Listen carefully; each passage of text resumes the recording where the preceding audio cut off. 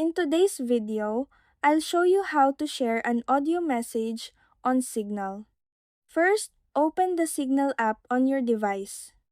Once on the home page, select and open the chat where you want to send the audio message. At the bottom of the chat, you will see a microphone icon.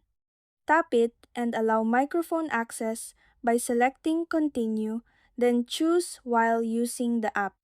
After that, tap and hold the microphone icon to start recording your audio message. Once you're done recording, simply release it and the audio message will automatically send. If you want to send an audio file already saved on your device, tap the plus sign at the bottom right. Then select File.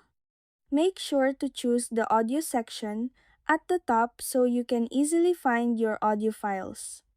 Select the audio file you want to send, then tap Send. And that's it. That's how you share audio messages on Signal.